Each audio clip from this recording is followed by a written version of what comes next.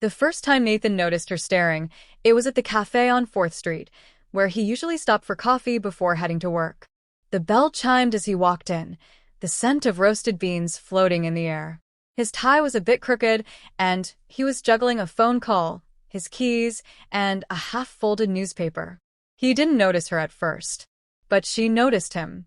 She sat at the corner table near the window, stirring her coffee slowly. Her name was Julia. She worked just down the block at a boutique marketing agency and often came to this cafe for the peace it offered before the chaos of deadlines. That morning, her eyes met Nathan's for a little too long. At first, it wasn't obvious, just a subtle glance. But then it lingered. That kind of look, the kind that seems to say something but leaves you wondering what exactly it is. Nathan felt the weight of the gaze and glanced up, locking eyes with her. It lasted only a moment, but something shifted. She quickly looked away, brushing her hair behind her ear, almost embarrassed. He shrugged it off, assuming maybe he had something on his face or looked like someone she knew. But that was just the beginning. Over the next week, he saw her every morning. Same cafe, same corner table, same long, lingering glance.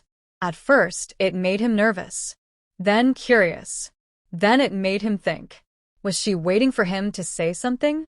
Did she know him from somewhere? Was it just coincidence, or was there something more? Nathan wasn't the type to read into things. At 33, he considered himself practical, organized, predictable, emotionally grounded. A project manager for a tech firm, he wasn't used to drama or mystery. But Julia disrupted that rhythm in the most subtle way. She never said a word. She just looked, softly, like she was lost in thought but fully aware of him at the same time. Like she was thinking something, and it had everything to do with him. Finally, on Friday, something changed. Nathan had had a rough morning. He spilled coffee on his shirt before leaving the house, missed his train, and had already gotten 2 stressed-out emails before 9 a.m. He walked into the cafe a little more disheveled than usual and barely noticed Julia sitting there until he felt it again, that stare. But this time, it wasn't just quiet observation. She smiled. It was the kind of smile that instantly shifted the tone of the day. Warm, not forced. Inviting. And this time, she didn't look away. Nathan felt a rush of awkwardness. He ordered his drink, waited at the counter, then turned toward her table as if pulled by something beyond his control. He approached her slowly. "Hi," he said, clearing his throat. "This might sound strange, but I've noticed you've been here every morning." She tilted her head, still smiling. "And I've noticed you. So, I'm not imagining it." "No, you're not," she said, chuckling softly. He hesitated. "I'm Nathan." "Julia." They shook hands. It was simple, normal, but something about it felt significant. "Mind if I sit?" he asked. "Please." And just like that, what had been silent, speculative mornings turned into something real. They talked about work, books, music, how she loved hiking and he hated the cold. About how she'd moved to the city 6 months ago and was still adjusting. About how he'd lived here his whole life and still didn't know all the subway lines by heart. Days turned into weeks. They met every morning, then eventually started walking to work together. On Thursdays, she'd bring an extra muffin. On Mondays, he'd pick up her favorite latte. Their routines, once separate, slowly began to sync. But Nathan couldn't shake one question. What had she been thinking all those days she stared at him? One night, after dinner at a quiet Italian place near her apartment, he finally asked, "You know, I still wonder, what were you thinking all those mornings? When you looked at me?" Julia smiled, brushing a strand of hair behind her ear like she had that very first day. "I was thinking you looked like someone who needed to be seen." Nathan blinked. "What do you mean?" "You always looked like you were rushing. Like your mind was already 10 steps ahead of you. Like the world was on your shoulders and no one really noticed it. But I did." "That's oddly accurate," he said with a soft laugh. "And I was also thinking," she paused. "You're handsome, but not in the way magazines say. More like the kind of handsome that grows on you. The kind you earn." Nathan felt his heart skip. I didn't expect that answer. I didn't expect to say it, she admitted. But I stared because I was curious. Then I kept staring because I started to care. Before I even knew you. He reached for her hand across the table, gently. I'm glad you did. Their relationship grew from there, organically, steadily. It wasn't whirlwind romance or fireworks every second. It was better. It was real.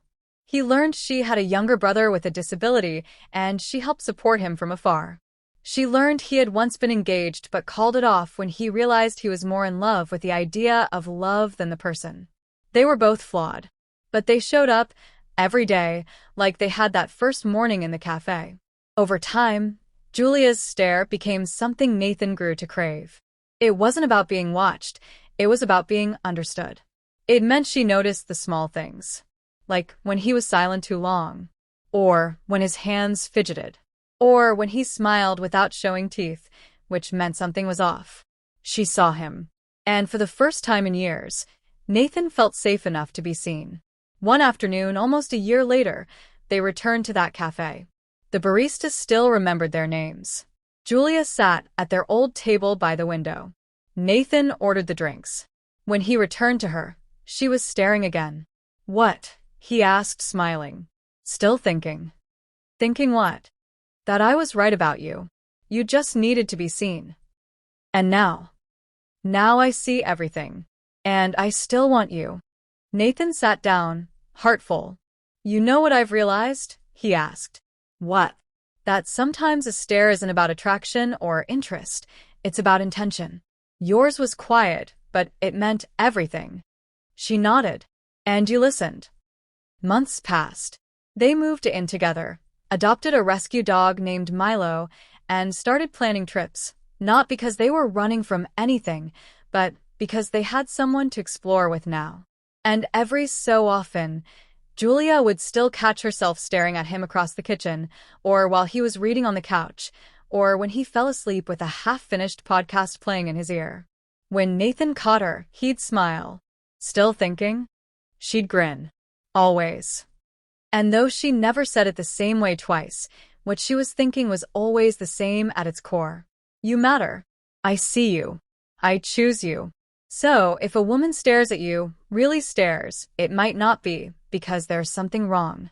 It might not even be because of how you look. It might be because she's seeing past what the world sees. She's thinking this, that you might be the one worth understanding, worth noticing, worth loving. And sometimes, that one glance is the beginning of everything.